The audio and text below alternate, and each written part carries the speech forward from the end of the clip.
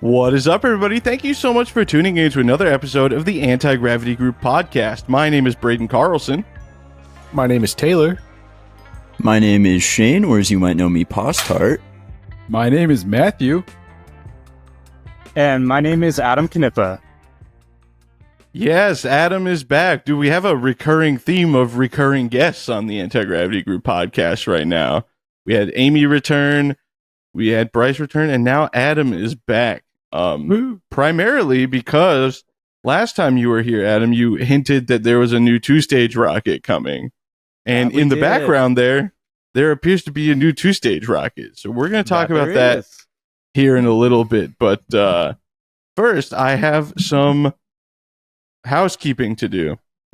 I regret to inform you all that this is the very last episode of the Anti-Gravity Group podcast to be posted on the Rocket Vlogs YouTube channel. I'm wondering how many times I'm going to be able to get away with that joke. I think I've done it once before because it was like the end of 2024. We have our own channel now. Well, Rocket Vlogs is my channel. There's an Anti-Gravity Group channel now. You mean our channel? No. No. The Rocket Vlogs, you know. Oh, like, yeah, our the channel. people say. Right, yeah. Right. Yeah, so, no, Anti-Gravity Group, it's, I've long maintained that if the podcast ever breaks even, any positive money will be split up amongst us, unless we just want to put it towards flying the big rockets, which I feel like might be what ends up happening anyway. But That's always the goodness that's not a concern right now. You know, isn't that awesome? But anyway, please go check it out. This episode is going to be on both channels as sort of a stepping stone. So if you're watching this on Rocket Vlogs, go subscribe to the Anti-Gravity Group channel. The link will be in the description. If you're listening on a podcast platforms, please go to youtube.com/@the Anti-Gravity Group or click the link in the description. And if you're watching this on the Anti-Gravity Group YouTube channel, nice work. You did it. You don't have to do anything else. We appreciate you. We do have one bit of fan mail, Adam, if you can bear with us for a moment. Maybe you'll have some insight here, depending on what we got. Okay, this is from Liam. He says, "Dear AGG, I recently discovered your or Braden's channel and became a patron after only a month." There you go. Yes, Rocket Vlogs is indeed my channel. And I wanted to ask your opinion of a couple rockets I'm flying at LDRS. First is my rocket Dream Trippy, rest in peace Dreamsicle. Oh, nice. But due to the rather extreme numbers for a rocket that's less than a foot tall, I'm concerned about structural integrity and have been thinking about glassing the tube and doing tip-to-tip glass. Thoughts? It will be doing Mach 1.5, 30 plus Gs at launch and 0.9 miles. Let me share the screen here. It looks to be a cardboard tube with plywood. Oh, those might be balsa fins with JB Weld fillets. If that's balsa, definitely fiberglass it. If it's plywood, no, it's fine. Any input there? Anybody else? I don't know. It looks like a good fin shape.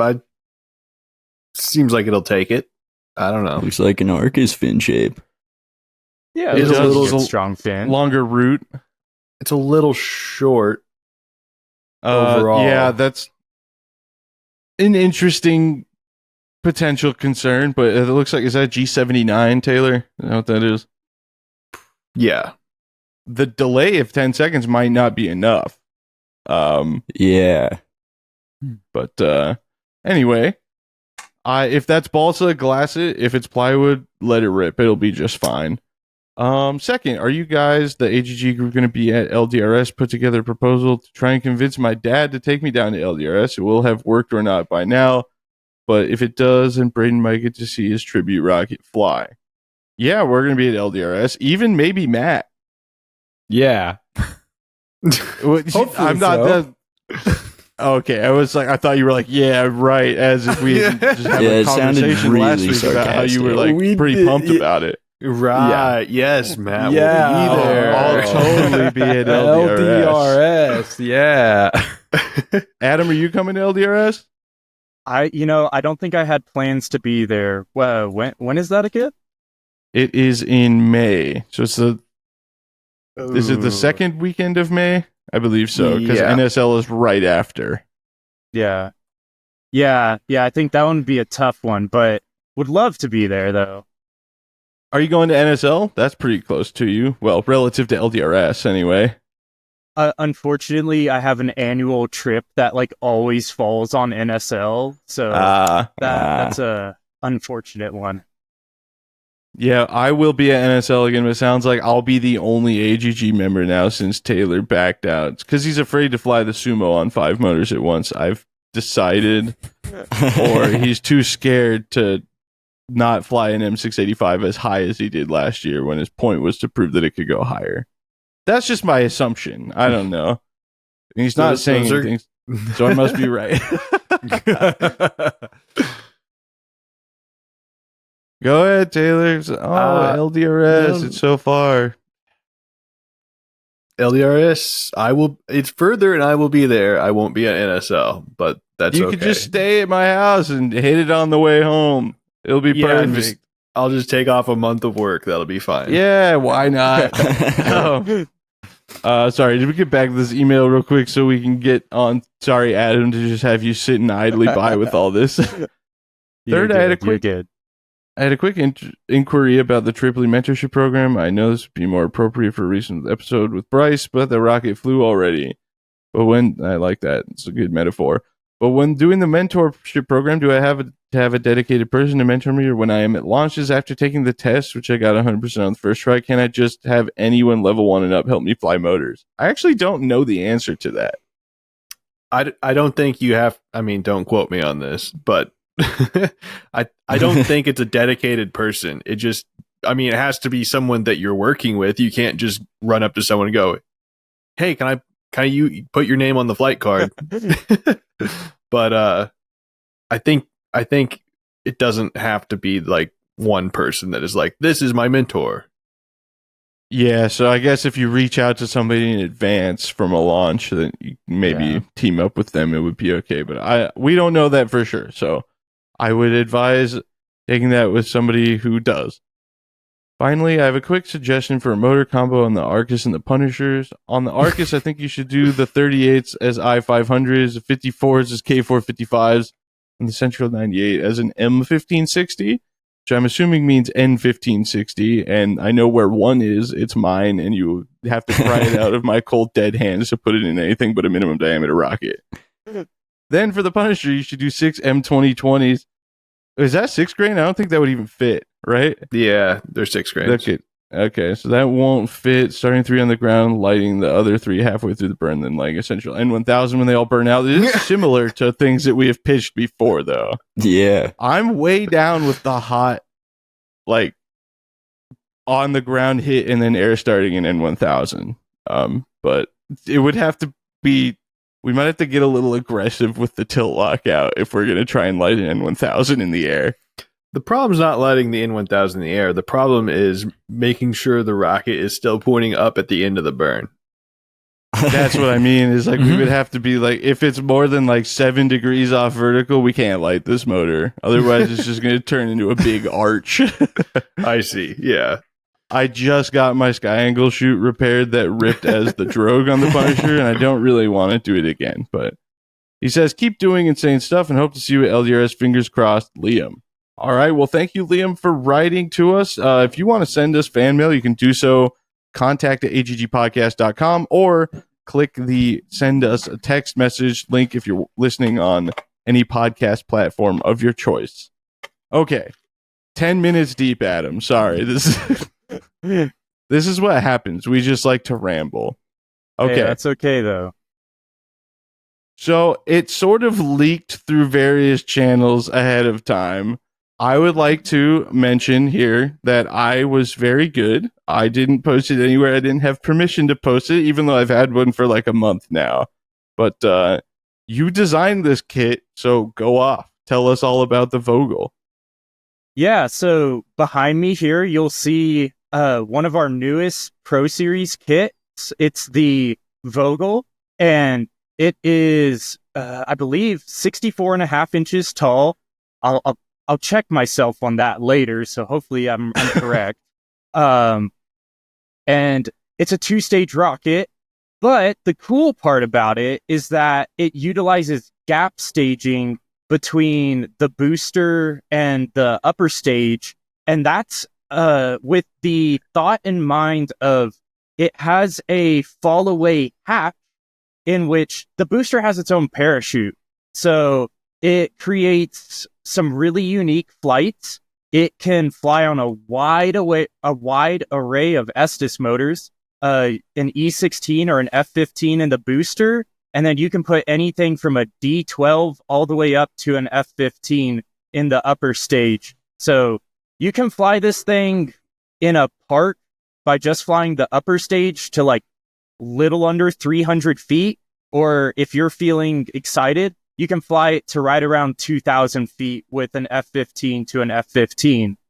And if you're feeling extra sporty and you want to take your rocketry to the next level, the Vogel upper stage is actually being advertised as level 1 high power capable. Now, we do have stipulations that, you do need to make sure that you're following NAR and EEE regulations for this, as well as a couple other things. And that'll be detailed in the kit whenever you receive it. So really cool kit, and excited to see it hit the market. Yeah, I was, I did post it on my Patreon with permission, and people were like, is Estes saying it's level 1 capable, or are you? I was like, no, Estes is saying that, and that caused quite a stir on the Patreon. So I think people in general are going to be super excited about this. I want to talk about that some more in a bit, but first, you designed this, so I wanted to talk to you about some of the design elements, because when I first got the box, I saw the cutaway setup for the parachute. I was like, why is it designed like this? And then I realized that the gap staging, obviously, with the tube running through there, creates that problem. But is this the first time there's ever been an Estes 2-stage with parachute recovery for the booster? I talked with John Boren, our lead designer, or our senior designer, and it's to my knowledge that this is the first time that an Estes rocket has had a parachute. And if I'm incorrect, go in the comments, please correct me and call me out. Yeah, because I was like, well, how does and then I started thinking about it. I was like, almost every other 2-stage Estes kit is like the motor is butted right up against the sustainer motor. So I'm has there been gap staging kits in the past even? To my knowledge, yes, I believe. I don't know any of them off the top of my head. The Estes fans are going to be like after me for asking these questions. They'll be like, yeah, obviously this happened. But yeah, I'm super excited to build it. I took it out of the box. I shot an unboxing video that will be going live the day that the rocket becomes available. We have some Patreon questions pertaining to the kit and just some Patreon questions for you in general, Adam. But I was curious, okay, awesome. Taylor, Shane, Matt, if any of you guys have any questions about that thing. I'm curious about how you came up with the trapdoor design for the booster parachute, and what the testing looked like for that. Yeah, so the trapdoor design, it came up through a lot of pondering, sitting at my desk, doing like some napkin drawings first, would you say? And talking to John Boren and like how he's done gap staging in the past, and then figuring out how I can kind of like blend these ideas of like this fall away hatch door and gap staging and putting it all together to make it be something that actually works and is repeatably works. So from the R&D standpoint, there was a lot of boosters that were made and a lot of boosters that were falling down on fire, and that's why we have a fire extinguisher on our cart. So, it had a lot of trial and error put into it, but at the end of the day, we got something that worked, and I'm very excited for it. So Yeah, I actually said in my unboxing video, I was like, not to throw shade or anything, but it is such a unique design that I was like, I'm curious about like the repeatability and consistency of it. And I know a lot of it's probably going to come down to like properly packing the parachute and everything.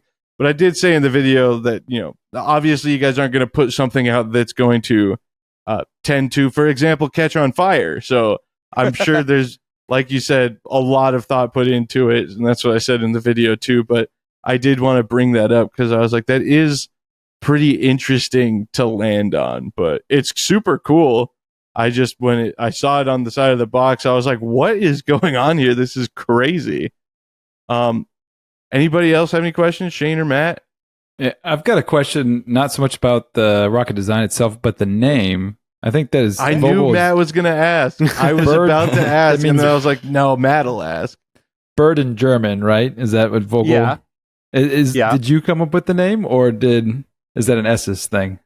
Yeah, I did have a good bit of influence on the name and the paint scheme as well, because cool. I do have German heritage, so it's kind of like an homage to my German heritage. Awesome, wunderbar. Cool. It's wunderbar, Matt. My 2 semesters of German are going to have to correct you here. Yes, you're okay. Thank you.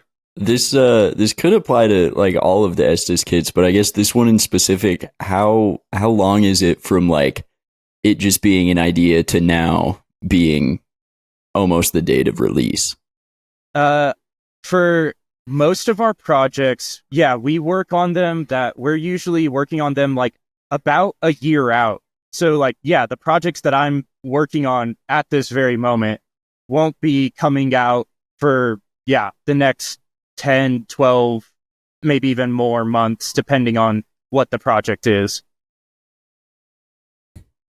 To Shane's question, as far as like parts are concerned for the rocket, was there anything that you had to consider from other models or like reuse parts from other models, or is it something you could just kind of come up from scratch? Yeah, so like there's a lot of parts like the body tubes and like the nose cones. We really try to like reuse a lot of that stuff, just because it makes things a little easier for us as a company in the long run. But it's like whenever we need to do like really cool, fancy, specific stuff like this, that's whenever we'll create like very specific custom like laser cut parts, or in the case of other kits, like the Nike Smoke behind me on its fins, like the custom injection molded fins and all that. Okay. I actually... Go ahead. Oh, no, sorry, Matt. I was going to say, to the point of the... You go for it,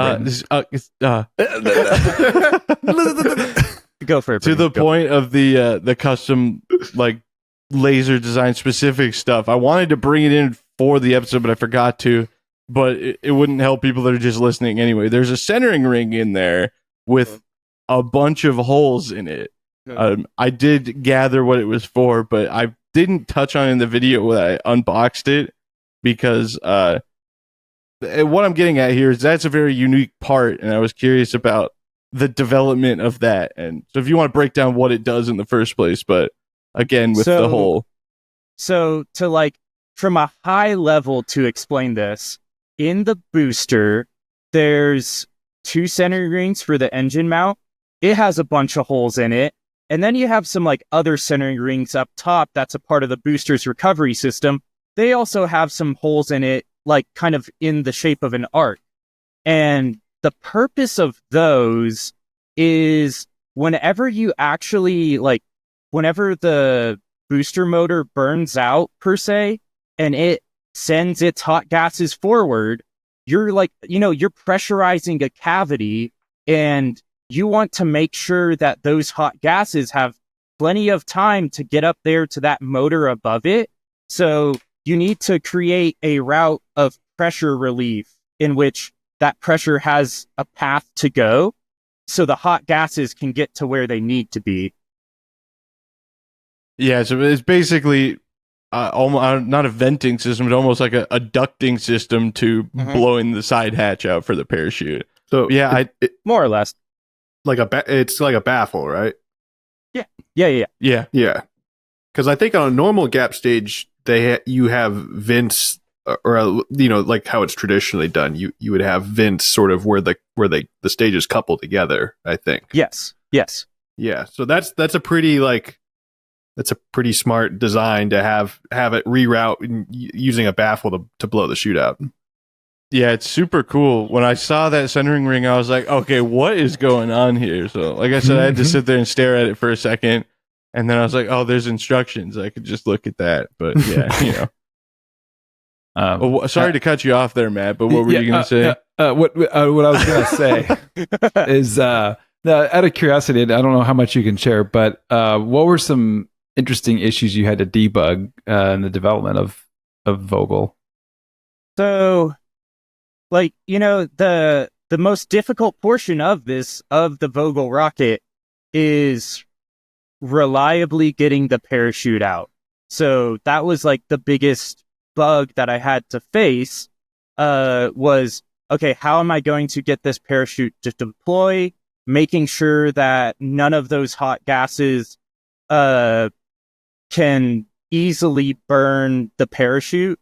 And then also, believe it or not, like actually getting the coupled stages to come apart reliably, because I'm kind of on the same side as y'all, where I'm very much so, like, my background was first in high power rocketry before I got into doing this. So I'm very accustomed to all couplers need to go in by like about 1 caliber. And whenever you're doing these, like the smaller rockets, that's not always the case. Sometimes you can get away without having to use 1 caliber of coupler going into a section. And that was the case for the booster, where whenever you had too much coupler up in there, it didn't want to separate because there is too much friction. Cool. All right. Any last bits before we kick it over to the Patreon, folks? I don't think so. Let's move over. I'm going to have to kind of pick through these because some of them were specifically about Vogel and then the rest are just sort of for you in general. But one of them, Zero G Prince asks, and I was curious about this one as well. I did bring it up in my video as well. Why aren't the tubes pre-slotted for the fins? So the tubes in this case weren't pre-slotted because we wanted to provide a learning experience for our consumers. And this is like a way to get into that, where whenever you're transitioning from that more like mid-power to like transitioning a little higher, sometimes you don't have that luxury of slotted tubes. So it's meant to be a guided learning experience in that regard. And I hope that it's received well, that the included guides for cutting the slots. I did look at them and it looks really nice. And I talked about this too. There used to be high power companies that didn't give you fin slots. Like BSD was an example of one. So I talked about that in the video a little bit, but that is interesting to hear because I talked about how this is, I liked a lot that this was kind of a, hey, you can fly high power with this thing.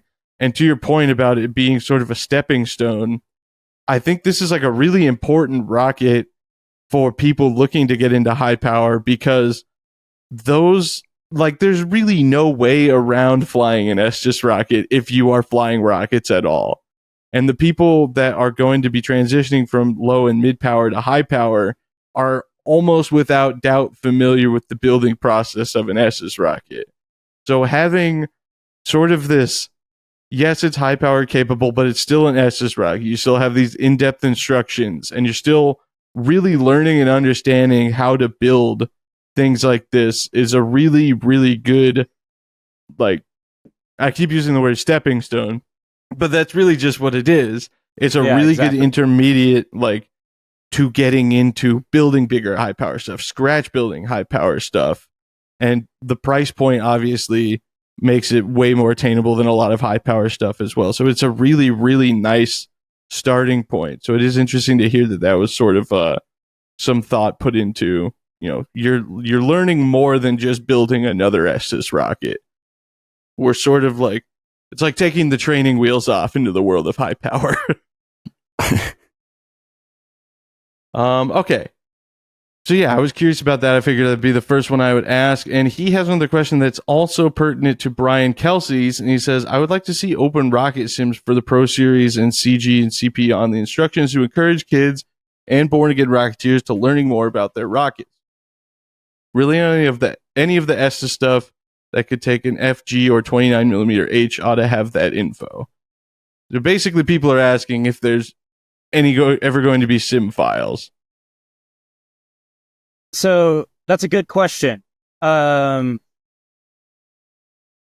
answer that is that, you know, there's a lot that goes into designing these rockets, and we, you know, at Estes, we aim to be creating a like good learning experience the whole way through. So at the current moment, we don't include open rocket files as stated for many of our kits, all of our kits for that matter. But I would say maybe it's not out of the question that you could potentially see some like tutorial videos in the future, if we hear back from the community that there is such a desire for that. So keep voicing your opinions, and you know, we are listening. We're always monitoring all the social medias because we want to hear your customer feedback. So I greatly appreciate that input, and keep voicing it, and we'll see what we can make happen. Yeah, and I know Taylor's going to agree with me here, but we, as we'll say elder rocket people, I guess, to some extent, think there's a bit of an epidemic of people asking for sim files for rockets that they could very easily just make themselves. So I don't want to be putting anybody down, but I did make a video on how to make an in-depth rock sim or open rocket design with my 98mm N1000 project. And it's simple, you know, get out the tape measure, get out the ruler, and if you have a small scale, that'll be extremely beneficial to you. And, you know, design it yourself. You know, to build off that, Braden, one of my favorite things about utilizing the Open Rocket program is the fact that it has a parts library. And you'll find that many of our Estes parts are in that library.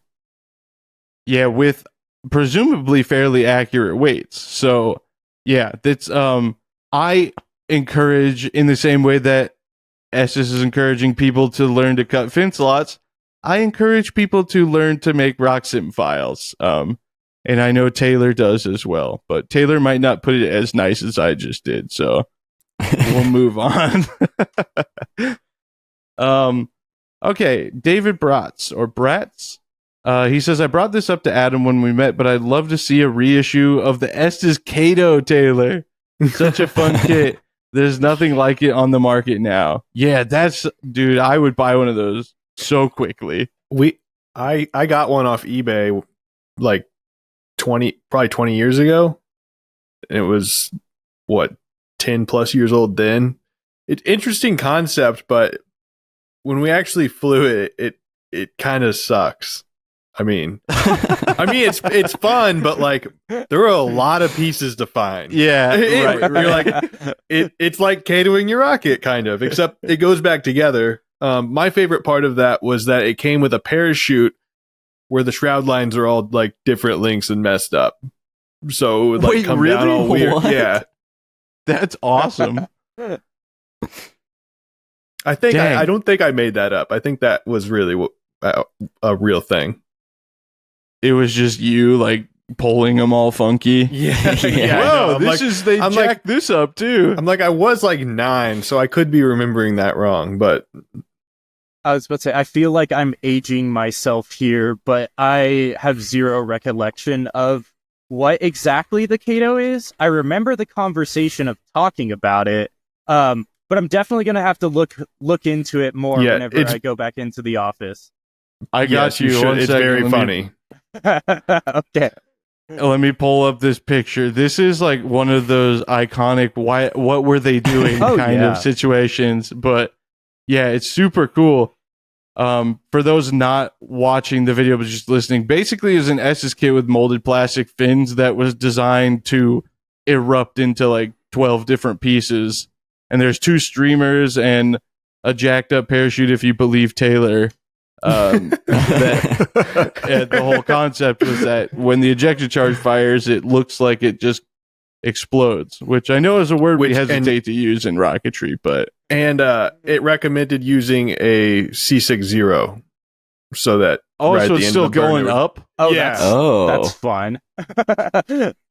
Dude, and so that it really would just toss the parts. Yeah, it really tosses them. Yeah, that's awesome, dude. And I want it. Yeah, I was thinking the nose cone split in half, but maybe it doesn't. I don't know.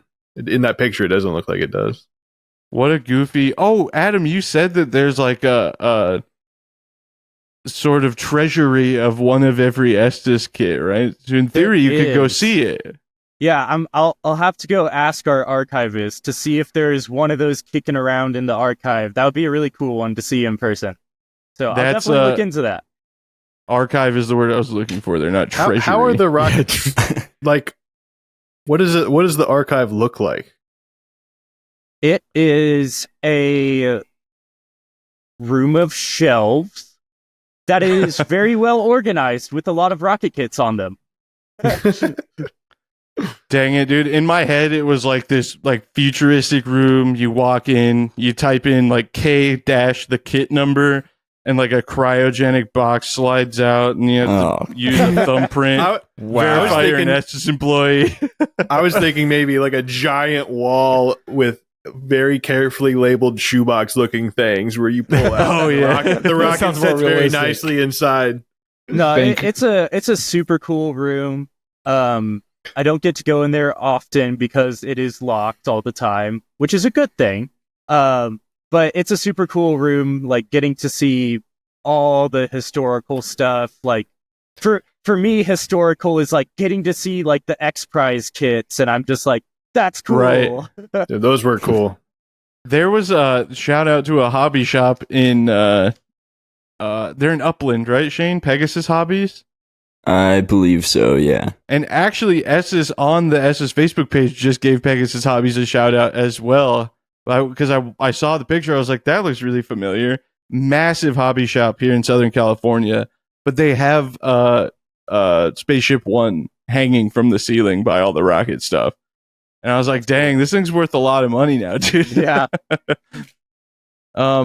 Yeah, man, that would be so cool. There's some just like funky Estes kits that I would not hesitate to buy if they were reissued. The Wacky Wiggler, of course, is another one. Yeah. Oh yeah, that one's a fun one. But I think last episode I was like, we're gonna try not to default into can we have these rockets back for the whole episode? So we'll move on. Hey, we made it a half hour before we got into that. So yeah, dude, we're doing so good. Well, if anybody else wants to throw anything out, we didn't get a ton of them this time. So, okay. Will Estes ever make a minimum diameter kit or kit using fiberglass carbon components? Also, will we ever see larger BP motors like in the impulse of F or G? Well, there are F motors, but G's or higher. I imagine you get asked about composites a lot, huh? Both motors and kit material. Yeah, I would agree with that statement. I'll start by answering about the motors. At Estes we're always aiming to continue to innovate.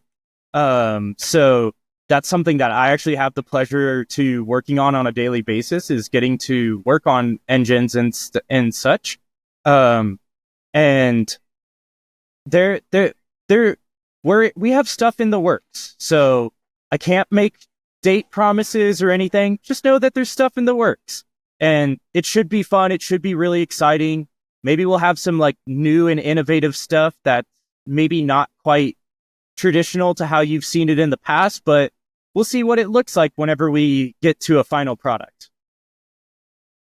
Yeah, awesome, dude. I actually Estes sent me some F-15s with one of the kits they sent, and like my inner like 9-year-old was so excited about 29 millimeter black powder motors that I was just like, dude, I'm so excited for this, honestly. So hopefully people watching the videos like some low power and mid power stuff from time to time, because like I just got an Optima as well, so I'm like, yeah, dude, I just want to go fly all this stuff at a rock launch. Just show up with 30 rockets ready to fly, be like I'm 12 again. Well, I guess seems pretty definitively that composite components for rockets are not coming. Yeah. That, with the type of motors that we use and such, the weight of composite components becomes a challenge, and I'll leave it at that. Yeah, definitely. That actually segues us great into Remcha's question, though. We talked a little bit last time you were here about the Pro Series 2 composite motors that used to be available.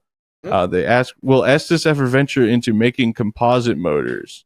And real quick, I feel like this is a good time to mention once again, just because it's fun to talk about the 6-inch Estes Energetics L motor. The hockey puck. I want one. Yep. I don't know why, what I would use it for. No clue. But it's if you haven't seen that thing, go check it out. It's absurd and awesome. Yeah, and if you ever swing by Penrose, Colorado, swing by Estes, and you can actually see the motor case for that motor up in the front lobby. Wait, really? Oh, dang, yeah. Dude.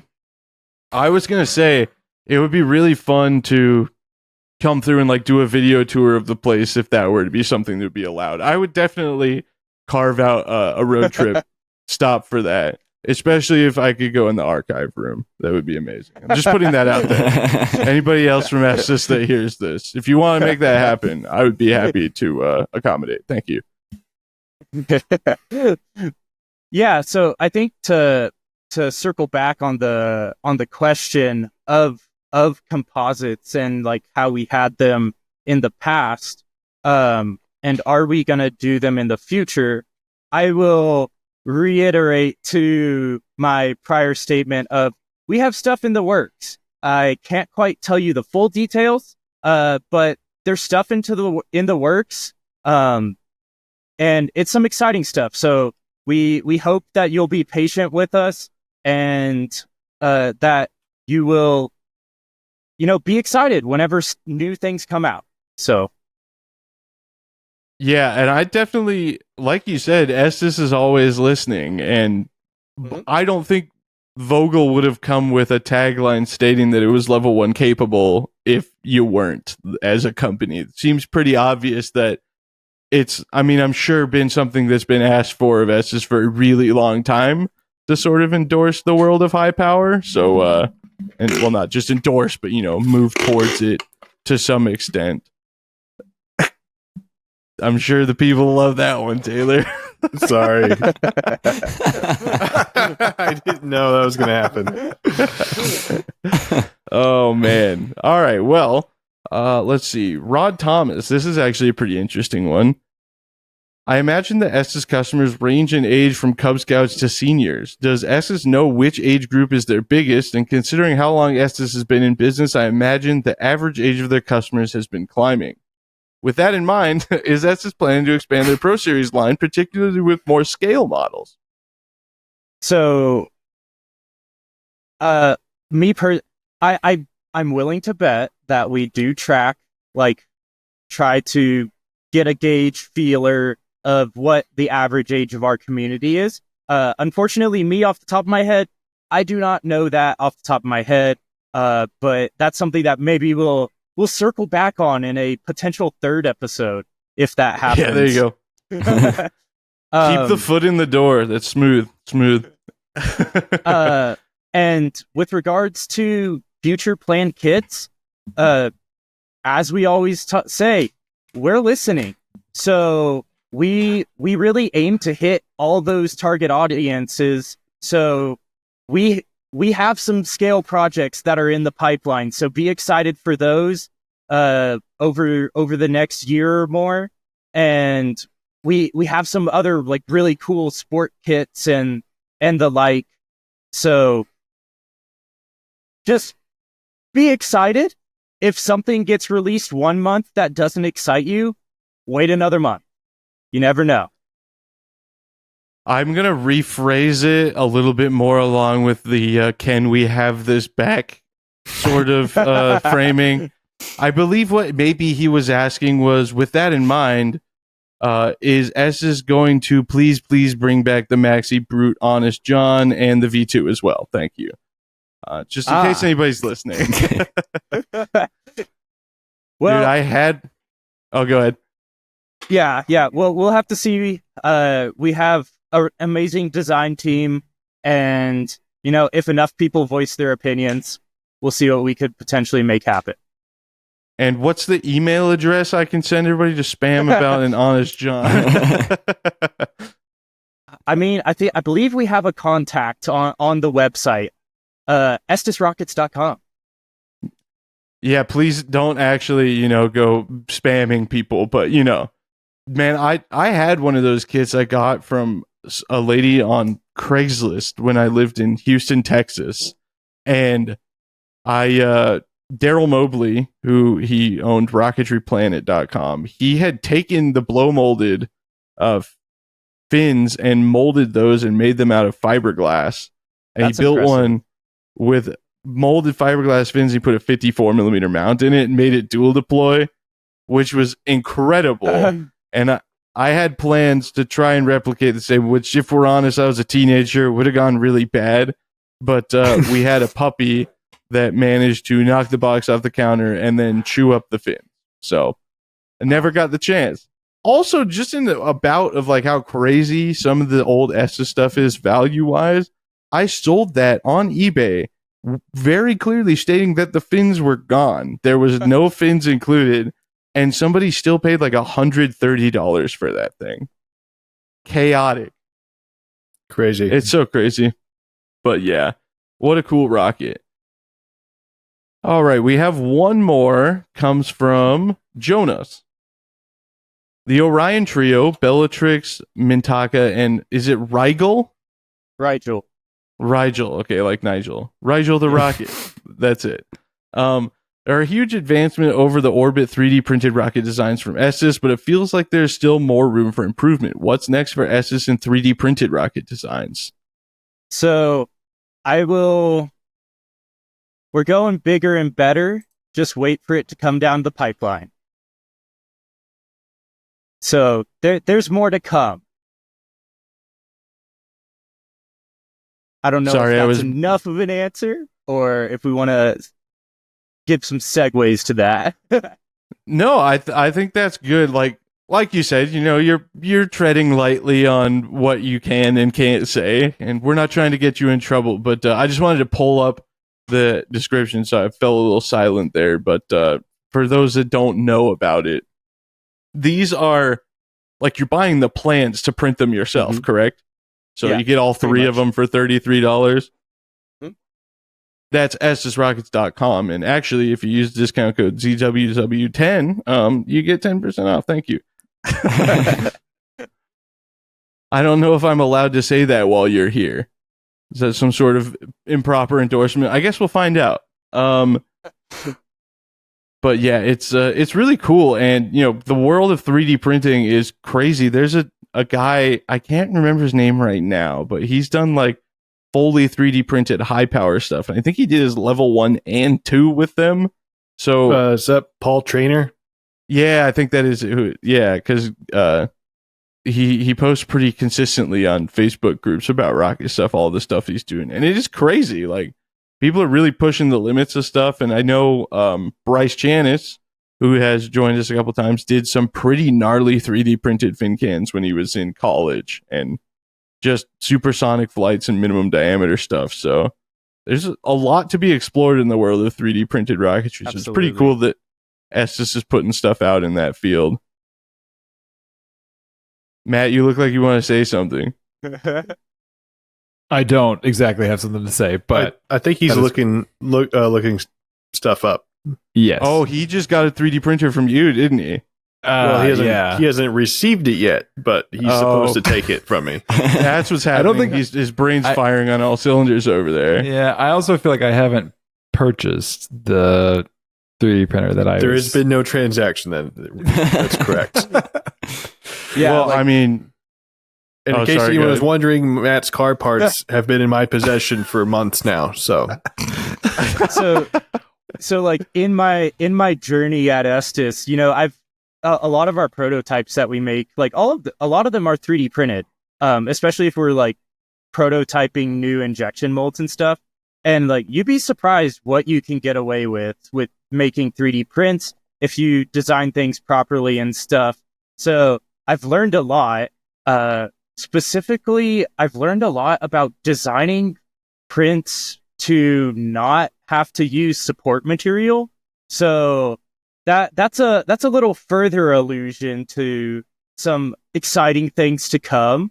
I think I value a lot giving our customers options and making it that they have flexibility in how they fly. So that's something that I like to play around with whenever I'm doing 3D prints. So yeah, there's some exciting stuff to come. So I look forward to seeing what the community has to say about it. awesome. Well, that's super cool to hear. I know Shane can probably relate to the avoiding support material if possible situation Yeah. over there. So, Yeah. but yeah, I wanted to do like the JB Weld videos that I did have been okay in performance. So I'm like, in a similar vein, I want to do CA, which is sure to be hotly debated by folks. And then also, I want to do 3D printed fin cans and just see how hard we can push them. Pretty cool. But yeah, so that's, I've got, like I said in one video, if I had a stove actually representing the amount of things that are on the back burner in my rocketry projects book, it would require a mile worth of kitchen space. So, Oh yeah. all right. Well, that brings us to an end on the Patreon stuff. I did actually want to bring up too, because you've got the Vogel back there sitting on the Pro Series 2 rail launcher. Mhm. I don't know if you saw my video about it, but the scale of that launch pad is so much bigger than I thought that it was. And Yeah. I'm so excited to fly stuff off of that because Oh, it's yeah. way beefier than I thought. And apparently, one of the newer Tripoli clubs in Grand Junction, Colorado, somebody has one and they've been flying high power stuff off of it. But I said in my video I would be comfortable like flying a K off of it. It really is that stout to me. So I know that's not something that you can endorse, but again, this is me independently referencing and stating my own opinions. I do think the blast deflector might not do so great with a 54, but other than that, I think the pad would be okay.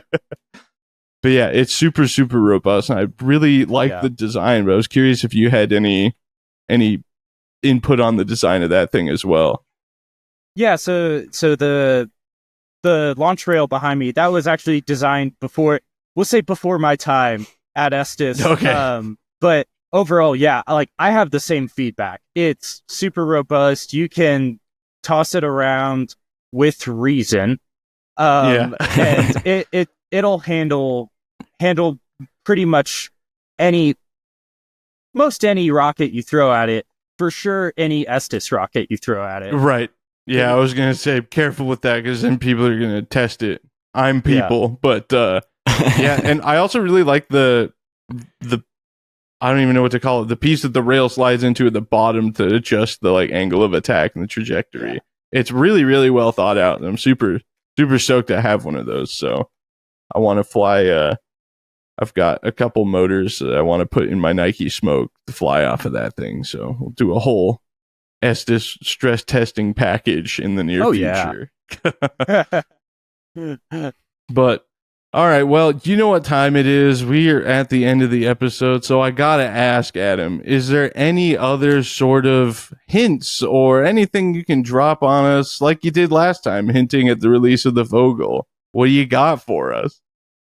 We have some really exciting scale projects coming down the line, so be looking out for that. And, we have more to come with regards to the potential for using more than one engine during a flight.